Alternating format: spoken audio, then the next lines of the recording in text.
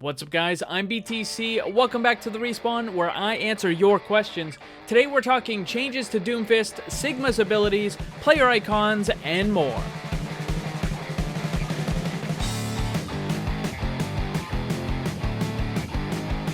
Today's video is sponsored by Audible. You can get a free audiobook to keep forever and support the channel by using the link down below. If you haven't tried Audible yet, what are you waiting for? They're awesome. I listen to them all the time. Audible has thousands of different selections for you to choose from, whether it's fantasy or sci-fi, mystery, whatever you want. There is a ton of stuff, and there is an awesome no-hassle return policy, and you can exchange any book at any time you don't like for any reason. And once more, you get a free audiobook with this offer that you get to keep forever. So again, what are you waiting for? Click the link down below and start listening today.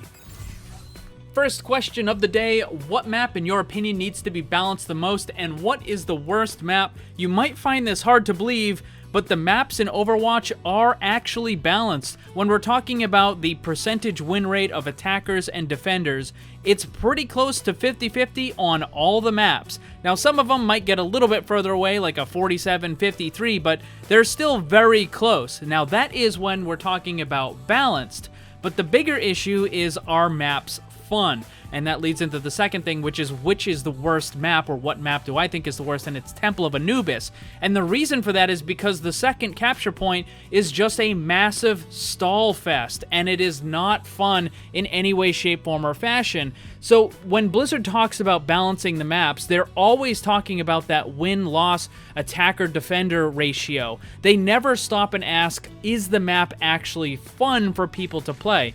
And this is one of the reasons why I think there needs to be a map option where you can choose the ones you want to play on, because I'm willing to bet that some of them, like Temple of Anubis, would have a, somewhere around a 70 or an 80% avoid rate where people just don't want to play certain maps because they don't like them. Whether or not they're balanced or not is irrelevant, it's just people don't like playing on the maps. So next up, how would you improve or change Doomfist? So what I've said for a while is his attack, his damage output is a little too bursty. I think if they made it more flattened, then it would work better. Let me show you what I'm talking about. Most of the characters in Overwatch have a fairly consistent, flattened damage output with occasional spikes, but for the most part, it's pretty steady. However, a few characters like Doomfist don't follow this, and they use something else. So let me show you. I'm going to compare Soldier 76 to Doomfist. So we'll start with Soldier 76. His damage output looks something like this. It's going to go up and down a little bit because of the attack spread and because you're missing, but for the most part, it stays pretty consistent. And then when you use the Helix rocket, that's when you get that quick burst of damage, and then it goes right back down into the fairly consistent damage output. And this is what a lot of the characters in the game have.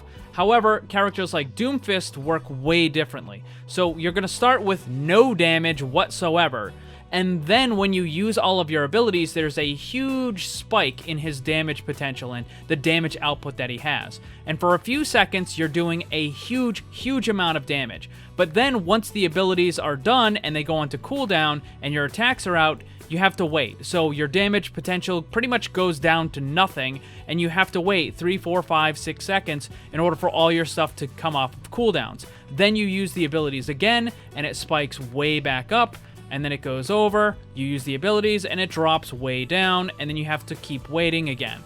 So this is what Doomfist kind of looks like. It's very bursty. You go from nothing to very high, back to nothing.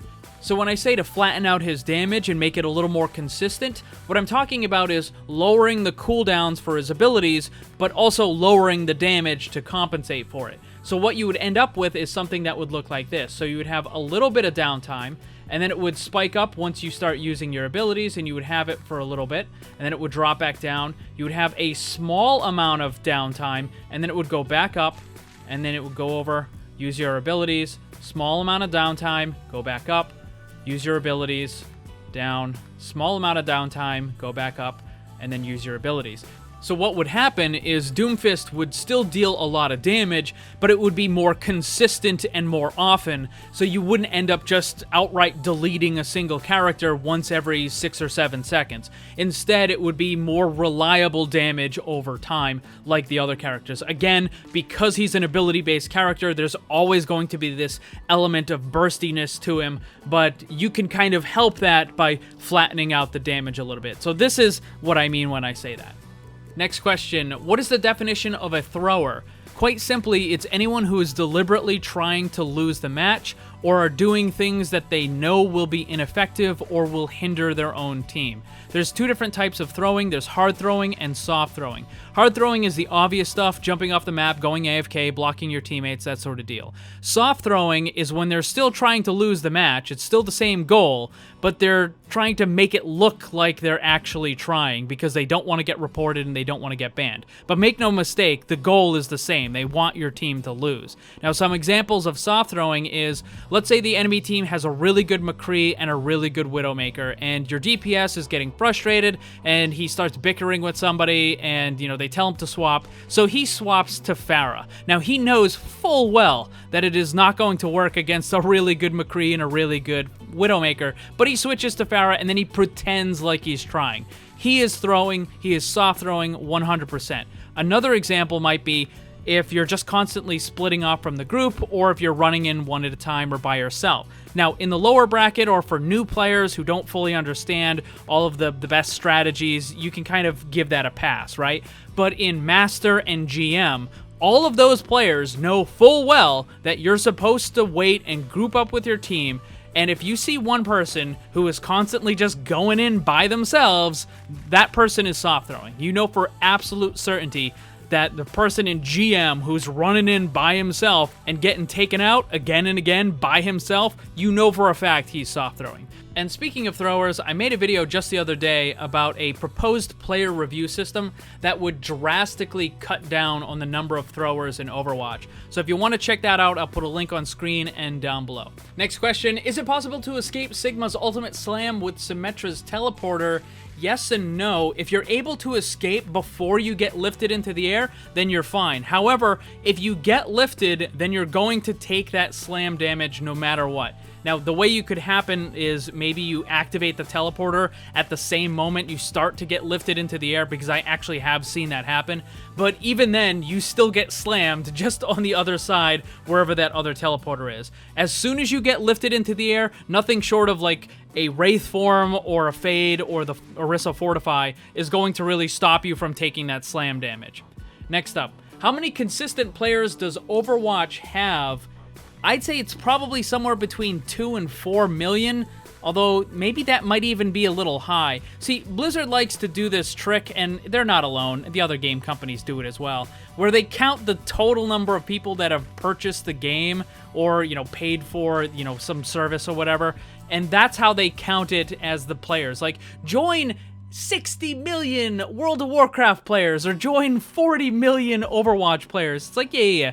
Okay, maybe that many people bought the game, but they're not still playing. Like, a lot of them stopped playing a long time ago, right? So just because they bought the game doesn't mean they're still around. But for Overwatch, I would say it's probably somewhere between 2 and 4. Next question, do you think they should revert the changes to heroes that happened during GOATs? Well, they kind of started a little bit with the big balance change that we're getting, and they did say that they're going to continue balancing characters more once they go into the full 222 and it's available on the live version of the game, because it is going to be a different situation from when you could just have any number of whatever, and now you are locked into that 222. But Blizzard does have a bad habit of doing that, where they don't revert changes. So they'll have a certain problem, and then they make some changes in order to address the problem, but then later the problem goes away, and they never revert the other changes. They just kind of leave them there. It's like, well, you don't need it anymore, right? Like, the whole reason why you nerfed it, or the reason why you buffed it, is gone, so why not put it back? But they just don't do that. However, again, with the 222, they are making a lot of balance changes, so who knows? Some of that might end up eventually happening. Next up, does Sigma's primary bounce off surfaces multiple times or just once? It can bounce an infinite number of times, sort of. So it's not based on how many times it bounces, it's based on the total distance that the attack travels. And then it just kind of goes poof and you know, it does its damage and stuff. So if it bounces a whole bunch of times in a small corner, then it will just eventually, you know, go off there. But it definitely can bounce off multiple times. Floors, ceilings, all that stuff. Next up, do you think we should be able to buy player icons? Yes.